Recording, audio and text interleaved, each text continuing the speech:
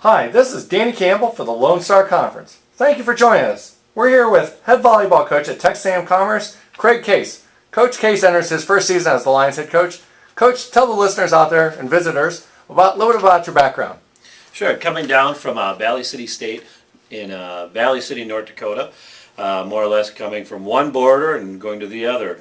I was previously there for 4 years. And prior to that, I spent 1 year at a school in Oklahoma, and then 3 years before that at Division II Northern State University in Aberdeen, South Dakota. Prior to being in Aberdeen, I actually spent a year in Kerrville, Texas, and that's kind of when I got the bug to be down here in Texas and hopefully get a coaching job someday. Okay, talk to the fans and listeners a little bit about your volleyball philosophy. Sure, we've got a pretty straightforward philosophy on our staff, and that is, we try to develop the total volleyball player.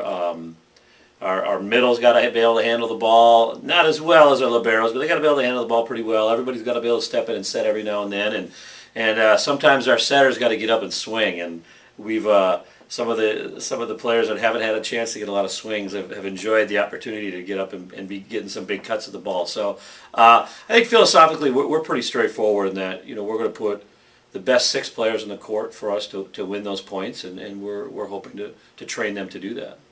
Part of Coach Case's responsibility will be to replace the All-American libero Lauren Flynn, but also you have to fill some shoes in the coaching ranks as A&M Commerce coach Craig Case replaces Mark Pryor, who was the 2009 Lone Star Conference Coach of the Year. Talk a little bit about how those adjustments are coming along. Sure. I think Mark did a great job.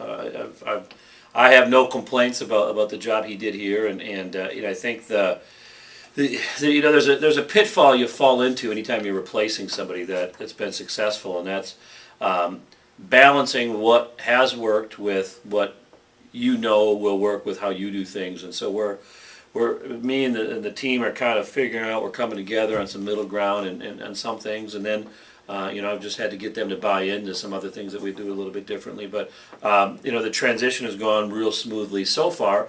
We haven't played any matches yet, and we can't wait to do so. But we're all learning each other real well. And just in terms of Lauren, she is such a strong player, and our approach has been pretty straightforward from the word go. We were able to recruit a couple of libero candidates late, and we had a couple on the team already, but nobody that we really knew was going to come in and be a Lauren Flynn type of libero. So our approach has been, since day one, we have to just spread out those first contacts, and more people are going to be responsible for more balls than they have in the past. In the past, Lauren's probably getting 60 to 70% of the first contacts, and we're going to have 4 or 5 different players all sharing 15 to 20% of the first contact. So we're kind of going to replace her by committee, and that's really the only way we're going to be able to do that until we can find somebody that we really feel like is a strong libero candidate.